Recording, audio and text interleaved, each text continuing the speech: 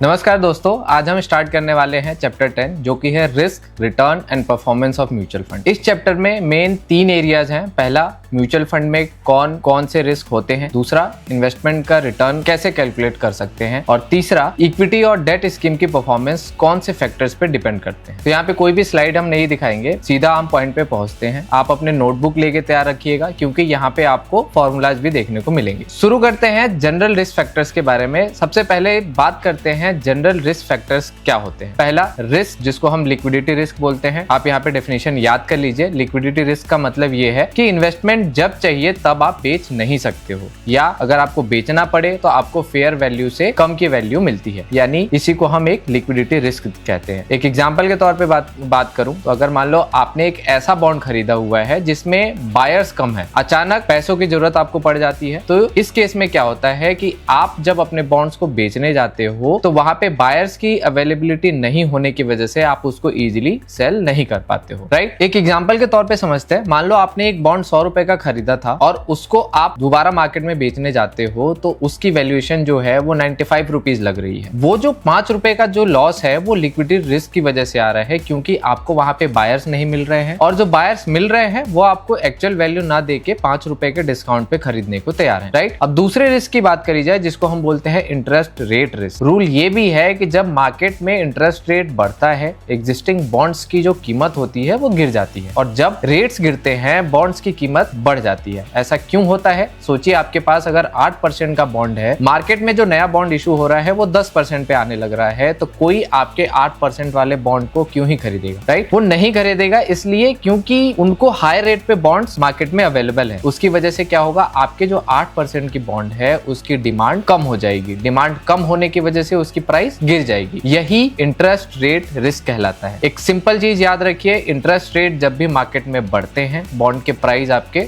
Down हो जाते हैं, वहीं इंटरेस्ट रेट जब भी डाउन होते हैं बॉन्ड के प्राइस आपके ऊपर चले जाते हैं। तीसरे रिस्क की बात करी जाए जिसको बोला जाता है पॉलिटिकल रिस्क। बेसिकली किसी भी गवर्नमेंट की पॉलिसीज में चेंज आना, या चाहे वो गवर्नमेंट सेंट्रल गवर्नमेंट हो, चाहे स्टेट गवर्नमेंट हो, या लोकल लेवल पे भी मार्केट में इंपैक्ट देखने को मिलता है। सरकार आने के बाद से क्या होता है, इसमें नई पॉलिसीज आती हैं, किसी सेक्टर्स को उससे फायदा होता है तो किसी सेक्टर्स को उससे नुकसान होता है, तो यही एक पॉलिटिकल रिस्क होता है। चौथे जनरल रिस्क की बात करी जाए जिसको हम इकोनॉमिक रिस्क बोला जाता है। तो जब इकोनॉमी ही स्लो चल रही होती है या गवर्नमेंट की इनकम से ज्यादा खर्चा हो जाता है, जिसको हम फिस्कल डेफिसिट कहते हैं, तो इन्वेस्टमेंट पर बुरा असर पड़ता है। कंपनीज की अर्निंग गिर जाती है, स्टॉक्स गिरते हैं। अब बात करते हैं इक्विटी स्पेसिफिक रिस्क की। तो पहले हम समझते हैं शॉर्ट सेलिंग। शॉर्ट सेलिंग में आप क्या करते हो, पहले स्टॉक्स को बेच देते हो, बाद में उसे खरीदते हो। तो रिस्क ये है कि जब आप वापस खरीदने जाते हो तो उस वक्त पे सिक्योरिटी या तो इलिक्विड हो जाती है या उसकी प्राइस बढ़ गई होती है, तो दोनों ही केसेस में आपको लॉस बियर करना पड़ता है। दूसरे इक्विटी रिस्क की बात करी है जो जनरली मिड और स्मॉल कैप के रिस्क में देखा जाता है। रूल्स सीधा ये है कि जितना छोटे कंपनी साइज में आप इन्वेस्टमेंट करोगे उतना ही ज्यादा रिस्क बढ़ जाता है। वहीं लार्ज कैप स्टॉक सबसे स्टेबल और लिक्विडिटी के तौर पे अच्छा माना जाता है। स्मॉल कैप स्टॉक सबसे ज्यादा वॉलेटाइल और लीस्ट लिक्विड के तौर पे देखा जाता है। इनमें रिस्क आपको ज्यादा देखने को मिलता है। वहीं जब भी मार्केट गिरती है तो सबसे पहले हमारा स्मॉल कैप ज्यादा इंपैक्टेड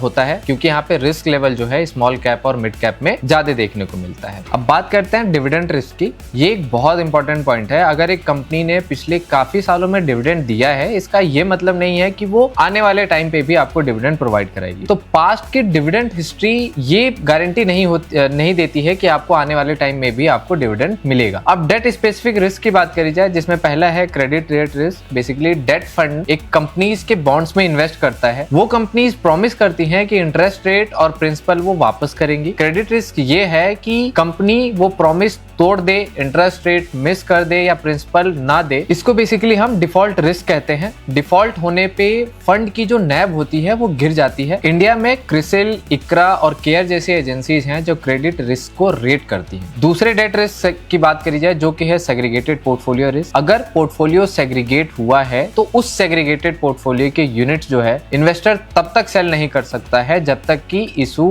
से पैसा रिकवर ना हो जाए। इसका मतलब है पैसा टेम्पररीली आपका लॉक हो जाता है। सेग्रीगेटेड पोर्टफोलियो प्लस गेटिंग, जिसको हम सेग्रीगेटेड पोर्टफोलियो का एक पूरा कॉन्सेप्ट समझेंगे। डेफिनेशन को पहले समझते हैं। सेग्रीगेटेड पोर्टफोलियो वो पोर्टफोलियो होता है जिसमें क्रेडिट इवेंट से अफेक्टेड डेट या मनी मार्केट इंस्ट्रूमेंट्स को स्कीम से अलग कर दिया जाता है। एग्जाम्पल के तौर पे बात करी जाए, अगर एक स्कीम है जिसके पास 100 करोड़ का पोर्टफोलियो है, उसमें से 5 करोड़ के ऐसे बॉन्ड्स हैं, मान लो एक कंपनी XYZ है, उसने डिफॉल्ट किया हुआ है, तो अगर ये बीमार बॉन्ड जो कि 5 करोड़ के हैं वो हेल्दी पोर्टफोलियो के साथ रखे जाए तो सारे जो भी इन्वेस्टर्स हैं उनकी NAV क्या होगी, अफेक्ट होगी। इसलिए सेबी ये कहता है कि इन बॉन्ड्स को आप अलग करो, इसी को हम एक सेग्रीगेटेड पोर्टफोलियो कहते हैं। हालांकि एग्जांपल के तौर पे अगर मैं नॉर्मली एक लाइन में समझाऊं तो main portfolio equal to healthy investment यानी NAV जो होगी वो नॉर्मल चलती रहेगी। इसके अलावा segregated portfolio equal to default या अफेक्टेड बॉन्ड जो है वो अलग ट्रैक होता रहेगा। तो सेबी के 3 रूल्स आप यहाँ पे याद रखिए। पहला, नवंबर 2019 में सेबी ने सेग्रीगेटेड पोर्टफोलियो को परमिशन दी थी। दूसरा, नवंबर 7 2019 के बाद ये लॉन्च होने वाली सारी स्कीम्स के लिए लागू हो जाता है। ये स्कीम की SID में प्रोविजन है, मैंडेटरी है कि आपको वहां पे रिफ्लेक्ट करानी है। तीसरा, सेग्रीगेटेड पोर्टफोलियो का जो NAV है डेली बेसिस पे डिक्लेयर करना जरूरी हो जाता है। अब गेटिंग यानी रिडम्पशन पे रिस्ट्रिक्शंस की बात करी जाए तो कभी कभी ऐसा होता है कि बहुत सारे इन्वेस्टर्स एक साथ रिडम्पशन इनिशिएट करना शुरू कर देते हैं। तो क्योंकि AMC के पास लिक्विडिटी इतनी नहीं होती है तो सेबी ऐसे वक्त में थोड़ी देर के लिए रिडम्पशन को रोक सकता है। तो रूल ये कहता है कि रिस्ट्रिक्शन सिर्फ इतने टाइम के लिए लग सकती है जैसे मैक्सिमम 10 वर्किंग डेज किसी भी 90 डेज पीरियड में लगाया जा सकता है। बेसिकली लिमिट्स की बात करिए तो maximum 10 working days in any 19 days period. और एक प्रोसीजर्स जो है वो रूल्स है वो गेटिंग का। दूसरा, अगर कोई मान लो रिडम्पशन करना भी चाहता है तो पहले 2 लाख बिना किसी रिस्ट्रिक्शंस के आपको अकाउंट में क्रेडिट कर दिए जाएंगे। इसके ऊपर के जो भी अमाउंट होंगे यानी 2 लाख के अमाउंट के बाद की जो भी अमाउंट्स होगी वो आपको प्रोविजंस के हिसाब से रिडम्पशन में इनिशिएट करी जाएगी। अब आते हैं इक्विटी परफॉर्मेंस फैक्टर्स पे। ये फाइनेंशियल पैरामीटर्स हैं जो ये बताते हैं कि कौन सी कंपनी कितने स्ट्रॉन्ग है। पहला पैरामीटर्स की बात करी जाए जो कि है EPS यानी अर्निंग पर शेयर। EPS बताता है कि एक शेयर पे कंपनी कितना प्रॉफिट कमा कर दे रही है। हाई EPS का मतलब होता है कंपनी ज्यादा अर्निंग कर रही है, वहीं ग्रोइंग EPS हमारे को ये बताता है कि बिजनेस कंटिन्यूअसली इंप्रूव हो रहा है। EPS का फॉर्मूला होता है net profit after tax divided by number of share outstanding. Example की बात करी जाए, मान लो अगर नेट प्रॉफिट जो है वो 1000 करोड़ का है, शेयर आउटस्टैंडिंग जो है वो अपने 100 करोड़ है, तो EPS क्या होगा 1000 डिवाइडेड बाय 100 यानी 10 रुपीज पर शेयर। के अलावा net profit equal to 10,000 crore, shares जो हमारे 100 करोड़ के हैं तो EPS हमारा 10 रुपए निकल के आता है, यानी अच्छा प्रॉफिट हमारे देखने को उस स्टॉक्स में देखने को मिलेगा। दूसरे पैरामीटर्स की बात करी जाए जिसको हम PE बोलते हैं यानी price to earning ratio. Basically ये रेशियो ये बताता है कि 1 रुपीज की कंपनीज की अर्निंग के लिए इन्वेस्टर्स कितना पे करने को तैयार है। फॉर्मूले की बात करी जाए, PE रेशियो का फॉर्मूला होता है मार्केट प्राइस पर share divided by earning per share. Example के तौर पे बात करी जाए, अगर लो मार्केट में जो प्राइस है स्टॉक का वो 50 है, अर्निंग पर शेयर जो हमारी आ रही है वो 10 रुपए की आ रही है, तो PE equal to 50 divided by 10 जो कि 5 होगा। इसका मतलब इन्वेस्टर 5 रुपए पे कर रहा है हर 1 रुपए की अर्निंग के लिए। यहाँ पे लो PE का मतलब होता है स्टॉक सस्ता हो सकता है या कंपनीज की जो ग्रोथ एक्सपेक्टेशन है वो कम है। वहीं हाई PE का मतलब ये है कि स्टॉक्स महंगा हो सकता है या मार्केट को ये लगता है कि कंपनी फ्यूचर में बहुत तेजी से ग्रो करने वाली है। तीसरे पैरामीटर की बात करी जाए जिसको बुक वैल्यू पर शेयर बोला जाता है, ये बताता है कि अगर कंपनी आज बंद हो जाए तो सारे एसेट्स बेचने के बाद से, सारी लायबिलिटी चुकाने के बाद से शेयर होल्डर्स को पर शेयर कितना पैसा मिलेगा। बुक वैल्यू का फॉर्मूला होता है paid up equity plus reserve and surplus divided by shares outstanding. Example के तौर पे बात करी जाए, अगर मान लो पेड अप कैपिटल आपका 1000 करोड़ का है, रिजर्व जो है आपके 250 करोड़ है कंपनी के पास, उनके शेयर जो आउटस्टैंडिंग है वो 100 करोड़ के हैं, तो बुक वैल्यू कैसे निकलेगी 1250 डिवाइडेड बाई 100 इक्वल टू 12.50 पर शेयर। यानी पेड अप कैपिटल जो हमारा निकाला जाए तो 1000 करोड़, रिजर्व जो हमारा निकला था वो 250 करोड़ का निकला था और शेयर्स जो थे वो 100 करोड़ के थे। तो बुक वैल्यू कैसी हो जाएगी 1000 crore plus 250 divided by 100 equal to 12.50, जैसा कि आप यहाँ पे स्क्रीन पे देख सकते हैं। चौथे पैरामीटर्स की बात करी जाए जो कि है PB यानी प्राइस टू बुक वैल्यू। ये बताता है कि मार्केट कंपनी को उसके बुक वैल्यू का कितना गुना वैल्यू कर रही है। PB रेशियो का फॉर्मूला आप स्क्रीन पे देख सकते हैं। एग्जांपल के तौर पे अगर बात करूं तो मार्केट प्राइस अगर मान लो 100 रुपए है, बुक वैल्यू हमारी 12.5 रुपए है और PB जो है निकाला जाए तो 50 डिवाइडेड बाई 12.50 जो कि 4 के आसपास आता है। तो मार्केट कंपनीज को बुक वैल्यू का 4 गुना वैल्यू कर रही है। यहाँ पे जो है हाई पीबी यानी मार्केट को कंपनी की फ्यूचर ग्रोथ पे भरोसा है। लो पीबी का मतलब होता है कि कंपनीज अंडर वैल्यूड है या कोई बिजनेस कंसर्न है। पांचवें पैरामीटर की बात करी जाए जो कि होता है डिविडेंड यील्ड। ये बताता है कि मार्केट प्राइस को रिलेटिवली डिविडेंड से कितना % रिटर्न मिल रहा है। डिविडेंड यील्ड का फॉर्मूला होता है dividend per share divided by market price into 100। Example के तौर पे बात करें, अगर मान लो मार्केट प्राइस 100 रुपए है, डिविडेंड आपको 5 रुपए का आ रहा है, तो यील्ड जो होगी 5 डिवाइडेड बाय 50 टाइम्स यानी 10% के आसपास का आपको डिविडेंड देखने को मिलेगा, जो आप स्क्रीन पे देख पा रहे हैं। और एक कॉन्सेप्ट ग्रोथ इन्वेस्टमेंट स्टाइल की बात करी जाए तो ग्रोथ स्टॉक्स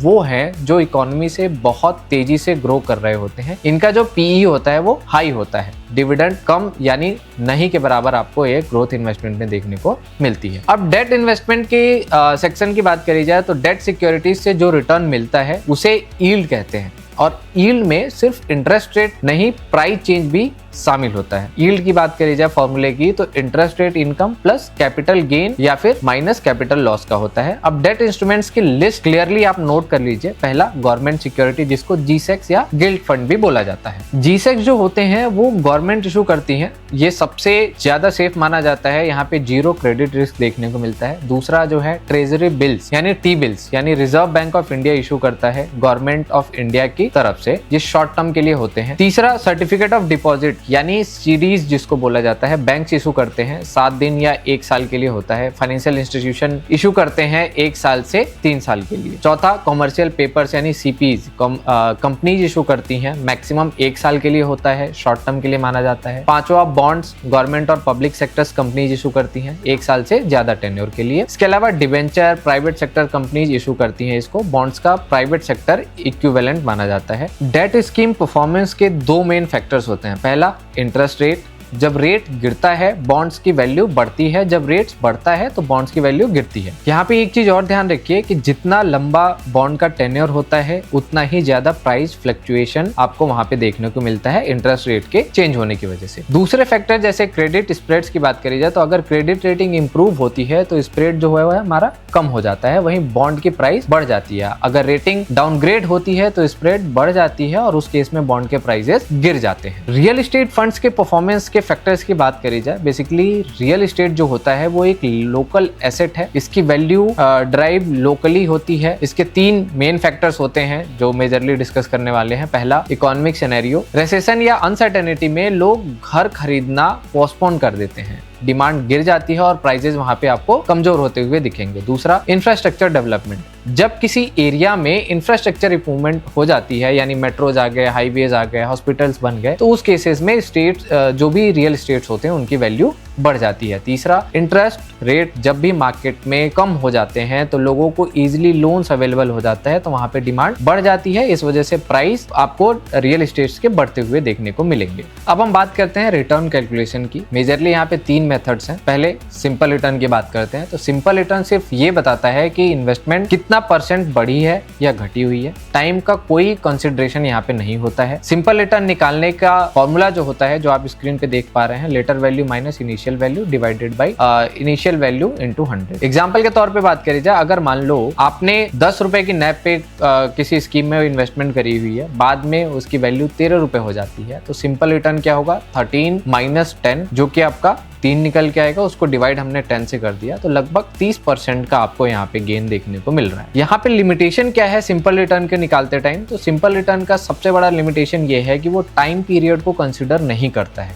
इसलिए ये सिर्फ शॉर्ट टर्म के जो भी इन्वेस्टमेंट होती है उसके कंपैरिजन के लिए यूज किया जाता है। दूसरे मेथड की बात करी जाए जो कि है एनुअलाइज रिटर्न, ये सिंपल रिटर्न को ईयरली बेसिस पे कन्वर्ट करता है ताकि अलग अलग टाइम पीरियड्स कंपेयर हो सके। ये एज्यूम करता है कि रिटर्न जो है वो लीनियर रहेंगे और कंपाउंडिंग कंसीडर नहीं करता है, इसलिए 1 साल से कम पीरियड के लिए यूज किया जाता है इसको। एनुअलाइज रिटर्न का फॉर्मूला होता है simple return into 12 divided by period in the month, जो कि आप स्क्रीन पे देख पा रहे हैं। एग्जांपल के तौर पे बात करी जाए, अगर मान लो आपने कोई इन्वेस्टमेंट करी, 12 रुपए पे आपने इन्वेस्टमेंट करी, वो 15 रुपए की हो गई, बट सिर्फ इन्वेस्टमेंट आपने 8 महीने तक होल्ड करी, तो पहले हम इसका सिंपल रिटर्न निकालेंगे। सिंपल रिटर्न कैसे निकलेगा, जो अभी हमने डिस्कस किया था, 15 माइनस 12 डिवाइडेड बाय 12 इंटू 100, जो कि आपका 25% निकल के आता है। एनुअलाइज रिटर्न निकालने के लिए क्या करेंगे, 25% इंटू 12 डिवाइडेड बाई 8, जो कि आपका निकल के आता है 37.5%। मतलब अगर यही रेट पूरे 12 महीने रहती तो एनुअल रिटर्न जो हमारा बन के आता वो 37.5% का होता, लेकिन ये सिर्फ एक एजम्पशन बेसिस पे होता है। तीसरे और सबसे इंपॉर्टेंट मेथड की बात करी जाए, जिसको हम बोलते हैं CAGR यानी कंपाउंडेड एनुअल ग्रोथ रेट। पहले समझते हैं कंपाउंडिंग होता क्या है। एक एग्जाम्पल के तौर पे समझेंगे। मान लीजिए आपने 1000 रुपए बैंक में रखे 3 साल के लिए और उन्होंने आपको 10% इंटरेस्ट देने का प्रॉमिस कर दिया कंपाउंडेड एनुअली। पहले साल के स्टार्टिंग में क्या होगा, आपने 1000 रुपए डाले, 10% का इंटरेस्ट मिला, एंड में ईयर एंड पे आपकी वैल्यू क्या हो जाएगी, 10,000 की 10% 1000 रुपए का आपका इंटरेस्ट आ गया और ईयर एंड पे आपकी वैल्यू हो जाएगी 11,000। अब ईयर 2 के स्टार्टिंग में आपको जो अगला 10% इंटरेस्ट मिलेगा वो 11,000 पे मिलेगा। तो वो जब 11,000 पे 10% कैलकुलेट आप करोगे तो 1,110 रुपए का एज ए इंटरेस्ट आएगा। तीसरे ईयर के स्टार्टिंग के लिए जो ये वैल्यू हो जाएगी, इन्वेस्टेड वैल्यू हो जाएगी, वो आपकी 12,100 हो जाएगी, जो कि 10% आपको उस पे अगेन इंटरेस्ट मिलेगा। उस टाइम आपको 1210 रुपए का लगभग आपको इंटरेस्ट आ जाएगा। ईयर एंड पे आपके पास जो बैलेंस बच जाएगा आफ्टर कंप्लीटिंग दिस टेन्योर, तो आपको जो एक्चुअल अमाउंट रिसीव होगा वो 13,310 रुपए मिलेगा। तो ये कंपाउंडिंग का इफेक्ट आप यहाँ पे डायरेक्ट दे सकते हैं। सिंपल इंटरेस्ट होता तो सिर्फ आपको 3,000 मिलता, टोटल रिटर्न जो आता आपको 10,000 पे 3,000 का मिलता। वहीं कंपाउंडिंग के होने की वजह से आपको 13,310 रुपए मिले, यानी 310 रुपए आपने एक्स्ट्रा अर्न किया, जो कि रिटर्न्स में मिलता है, यानी कंपाउंडिंग के पावर की वजह से आपको ये एक्स्ट्रा अमाउंट देखने को मिला है। अब मन में सवाल होगा कि भाई फॉर्मूला क्या है, कैसे हम कंपाउंडिंग कैलकुलेट करेंगे। तो फॉर्मूले की बात करी जाए तो CAGR का जो फॉर्मूला होता है ending value divided bye beginning value, उसका पावर हो जाता है 1 divided by n minus 1 into 100, जो कि आपको स्क्रीन पे भी देखने को मिल रहा है, आप उसको रेफर कर सकते हैं। सेम एग्जांपल में अगर मैं जो अभी हमने डिस्कस कर रहा था उसमें देखा जाए तो बिगिनिंग वैल्यू हमारी 10,000 थी, एंडिंग वैल्यू हमारी 13,310 रुपए थी। एंड जो था यानी टाइम जो जितने टाइम के लिए हमने करा वो 3 साल का था, उसको हम इस फॉर्मूले पे रखेंगे तो CAGR आपको मिल के आएगा 10% के आसपास। CAGR 1 साल से ज्यादा के इन्वेस्टमेंट के लिए यूज होती है। कंपाउंडिंग जो है वो कंसिडर करता है इसमें टाइम को। एडवर्टीजमेंट में भी सेबी ने ये रूल बता रखा है कि 1 साल से ज्यादा की परफॉर्मेंस अगर आपको दिखानी है तो वो सिर्फ और सिर्फ आप CAGR में ही रिपोर्ट करोगे। तो अब हम कुछ क्वांटिटेटिव रिस्क मेजर्स के बारे में बात करेंगे। पहले समझते हैं कि वेरिएंस क्या होता है। वेरिएंस बताता है कि स्कीम की जो पीरियोडिक रिटर्न्स है वो एवरेज के अराउंड कितना फ्लक्चुएट कर रही है, यानी ज्यादा वेरिएंस मतलब ज्यादा वॉलेटिलिटी और ज्यादा रिस्क देखने को मिलता है। दूसरा जो कि है स्टैंडर्ड डेविएशन, ये वेरिएंस का एक स्क्वायर रूट है। दोनों सेम कॉन्सेप्ट को मेजर करते हैं, लेकिन स्टैंडर्ड डेविएशन जो होता है वो रिटर्न्स के सेम यूनिट्स में होता है, इसलिए कंपेयर करना इजी हो जाता है। म्यूचुअल फंड में स्टैंडर्ड डेविएशन सबसे ज्यादा कॉमनली यूज किया जाता है। स्टैंडर्ड डेविएशन का फॉर्मूला होता है standard deviation equal to square root of variance, right. तीसरा जो है बीटा जो है वो सिस्टमेटिक रिस्क को नापता है, यानी मार्केट के रिलेटिव फंड कितना वॉलेटाइल है। मार्केट का बीटा हमेशा 1 होता है, तो फंड का जो बीटा है वो 1 से ज्यादा, 1 से कम या बिल्कुल 1 हो सकता है। बीटा इक्वल टू 1 यानी फंड जो है वो मार्केट के साथ एग्जैक्टली मूव करता है। बीटा अगर ग्रेटर देन 1 है तो वो फंड मार्केट से ज्यादा मूव करता है, हालांकि इसको हम एग्रेसिव कह सकते हैं। बीटा अगर लेस देन 1 है तो फंड जो है वो मार्केट के हिसाब से कम मूव करता है, यानी डिफेंसिव होता है। ये लेस वॉलेटाइल माना जाता है इन कंपैरिजन टू मार्केट। यहाँ पे आप बगल में स्क्रीन पे देख सकते हैं बीटा इक्वल टू 1 का क्या है, बीटा ग्रेटर देन और लेस देन 1 है तो उसके क्या कॉन्सिक्वेंसेस होते हैं। आखिरी रिस्क मेजर यानी WAM यानी वेटेड एवरेज मैच्योरिटी, ये सिर्फ डेट फंड्स के लिए होता है। वैम मतलब स्कीम के सारे बॉन्ड्स की मैच्योरिटी कब पूरी हो जाएगी, उनका वेटेड एवरेज कितना है वो बताता है। वैम क्यों इंपॉर्टेंट है, क्योंकि हायर वैम का मतलब है फंड ज्यादा इंटरेस्ट रेट सेंसिटिव होगा, यानी इंटरेस्ट रेट बढ़ने की वजह से लॉन्ग टर्म वाले जो भी मैच्योरिटी वाले फंड्स होंगे उन पे ज्यादा इफेक्ट देखने को मिलेगा, वहीं शॉर्ट टर्म वैम वाले पे कम इफेक्ट देखने को मिलता है। हाई वैम equal to high interest rate sensitivity, more NAV fluctuation. एक आखिरी इंपॉर्टेंट नोट, गवर्नमेंट सिक्योरिटीज और कैश इक्विवेलेंट में क्रेडिट रिस्क नहीं होता है। गवर्नमेंट डिफॉल्ट नहीं करती है, इसलिए G-Secs फंड जो भी होते हैं वो क्रेडिट रिस्क फ्री होते हैं। ये सिर्फ इंटरेस्ट रेट रिस्क से ही इफेक्टेड होते हैं। तो चैप्टर 10 यहाँ पे कंप्लीट होता है। हमने यहाँ पे क्या क्या कवर किए उसकी बात करी जाए तो हमने 4 जनरल रिस्क के बारे में बात करा, जैसे equity risk, debt risk, segregated portfolio और गेटिंग क्या होता है। इक्विटी के 5 फाइनेंशियल पैरामीटर्स को डिस्कस करा, डेट इंस्ट्रूमेंट्स और उनके परफॉर्मेंस के फैक्टर्स को डिस्कस किया, रियल एस्टेट फैक्टर्स को डिस्कस किया, 3 रिटर्न मेथड्स को हमने समझा, जैसे simple return, annualize return, CAGR और रिस्क मेजर्स जैसे वेरिएंस क्या होता है, स्टैंडर्ड डेविएशन क्या होता है, बीटा क्या होता है और वेम क्या होता है। तो यहाँ पे हमारा चैप्टर 10 कंप्लीट होता है। अगर आपको ये वीडियो पसंद आई हो और आप NISM 5A को लेके सीरियस हो और एग्जाम क्वालिफाई करना चाहते हो तो प्लीज इस चैनल को फॉलो करो, अपने दोस्तों के साथ शेयर करो जो इस NISM एग्जाम की तैयारी कर रहे हैं। मिलते हैं आपसे नए अगले चैप्टर की तरफ, तब तक के लिए धन्यवाद।